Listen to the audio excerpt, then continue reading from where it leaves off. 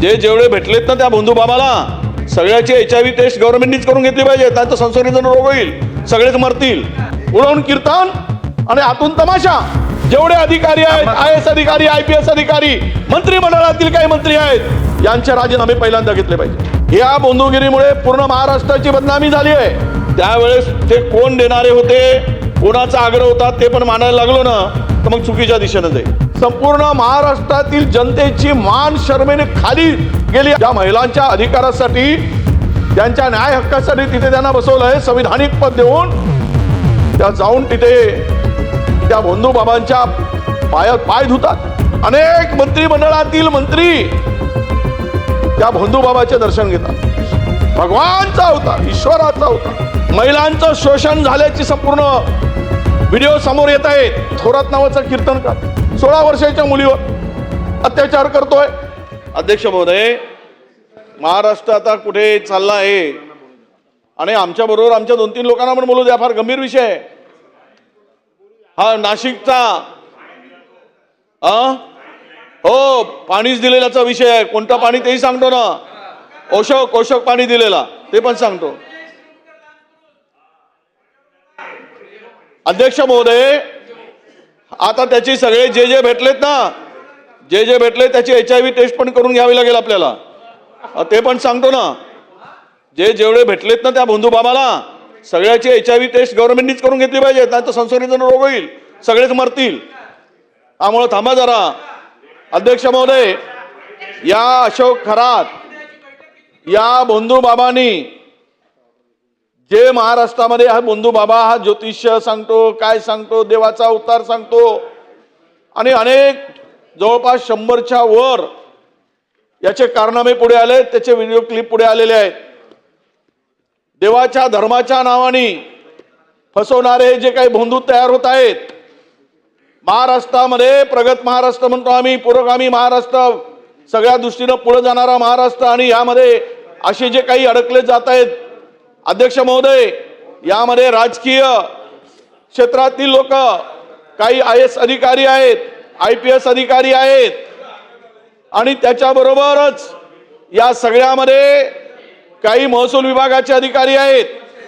आणि या सर्व अधिकाऱ्यांनी मिळून अध्यक्ष महोदय जे काही त्यांच्या बरोबर खरं तर या सर्व जे भेटलेत, जे व्हिडिओ क्लिप आलेत, व्हिडिओ क्लिपमध्ये आलेत, व्हिडिओमध्ये आलेत, त्या सर्वांचे CDR मोबाईलचे चेक केले पाहिजे. या सर्वांना जे घाणेरडं कृत्य, अशोभनीय, म्हणजे हा ओशोक नावाचा जल तयार करायचा, ओशोक, आणि काही लोक तर ते ओशोक जल घ्यायसाठीच जायचे. आणि हा ओशोक जल त्याच्यामध्ये तो वियाग्रा टाकायचा.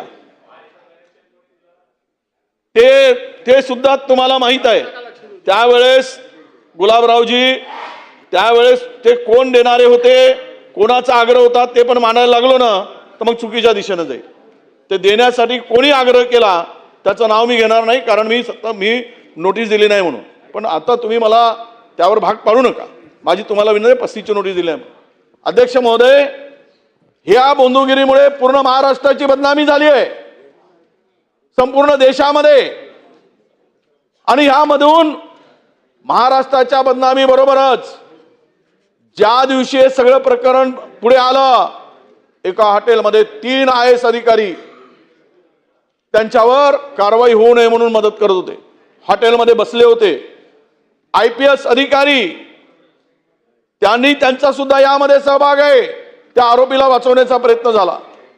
आज संपूर्ण महाराष्ट्रातील जनतेची मान शर्मेने खाली गेली. अशा प्रकारचं एक मोठं लाजवणारं आणि शर्मेनं मान खाली घालणारी ही घटना अध्यक्ष महोदय. म्हणजे आमच्याकडे जी माहिती प्राप्त होत आहे या संदर्भात, केवळ SIT नेमून हा प्रकरण काही संपणार नाही. अरे खुद्द महिला आयोगाच्या अध्यक्षा, ज्या महिलांच्या अधिकारासाठी, त्यांच्या न्याय हक्कासाठी तिथे त्यांना बसवलंय संविधानिक पद देऊन, त्या जाऊन तिथे त्या बंधुबाबांच्या पायात पाय धुतात आणि अशा व्यक्तीला, अशा प्रवृत्तीला समर्थन करतात. अध्यक्ष महोदय, अनेक मंत्रिमंडळातील मंत्री त्या बंधुबाबाचे दर्शन घेतात. भगवानचा अवतार, ईश्वराचा अवतार. अरे थोडी तरी शपथ घेताय, पण तिथे जाताना, या भोंदूकडे जाताना थोडा तरी विचार करून जायला पाहिजे. माणूस कर्तृत्वाने मोठा होतो. अध्यक्ष महोदय, हात दाखवून, भोंदूगिरीवर विश्वास ठेवून, ज्योतिषावर विश्वास ठेवून माणूस मोठा होत नाही. पण काही लोकांनाही सवय लागली, तांत्रिक मांत्रिक हात बघून किंवा भविष्य बघून सगळं जे काही आहे ह्यामधून अध्यक्ष महोदय फार वाईट ही घटना आहे. अनेक महिलांचं शोषण झाल्याची संपूर्ण व्हिडिओ समोर येत आहेत. आणि हे भोंदूगिरी इथेच नाही, किती लोक, किती महाराज असे किती अनेक जण तयार झाले. काल परवा एक थोरात नावाचा कीर्तनकार 16 वर्षाच्या मुलीवर अत्याचार करतोय, 16 वर्षाच्या, आणि इकडे खरो कीर्तन सांगत आहे. म्हणजे आतून उडवून कीर्तन आणि आतून तमाशा. कुठे चाललंय हे सगळं? काय चाललंय महाराष्ट्रामध्ये? अनेक जणांची नावं आली. माझी विनंती अध्यक्ष महोदय, हे धर्मांधपणा दाखवून, धर्माच्या नावाने, देवाच्या नावाने, या सर्व जवळपास 100च्या वर क्लिप आहेत अध्यक्ष महोदय. ठीक आहे. आणि म्हणून मला मी करतो, बाकीच्यांना पण बोला, एकच आमचे या संदर्भात. एक मिनिट, या संदर्भातली स्थगन प्रस्ताव आपल्याकडनं आलेला आहे. मी आपल्याला 2 मिनिटं मांडायची संधी दिली आहे. यावरती मी चर्चा घडवून आणणार नाहीये. त्यामुळे आपल्याला जेवढं मांडायचं तेवढं मांडा, आपल्याला जेवढं मांडायचं तेवढं आपण मांडा. मला पुढे कामकाज चालवायचंय. चला. नाही अध्यक्ष महोदय, ही महाराष्ट्राची लाज घालवली आहे. आणि यामध्ये जेवढे सामील आहेत तेवढ्यांचे राजीनामे घेतले गेले पाहिजेत. 6 आरोपी केले गेले पाहिजेत. जेवढे अधिकारी आहेत, IAS अधिकारी, IPS अधिकारी, मंत्रिमंडळातील काही मंत्री आहेत, यांचे राजीनामे पहिल्यांदा घेतले पाहिजे. या भोंदूभावाला साथ दिली आहे, या नालायक माणसाला. सन्मान्य सदस्य विजय वडेट्टीवार साहेबांनी जी माहिती सभागृहासमोर मांडलेली आहे ती माहिती गंभीर स्वरूपाची असल्यामुळे शासन याच्यात कारवाई करत आहे, हे सगळ्यांना अवगत आहेच. परंतु शासनाने या संदर्भात गंभीर दखल घ्यावी. चला पुढे. असलम भाई बोलिए. अध्यक्ष महोदय, झालं, त्यांनी मांडलं ना.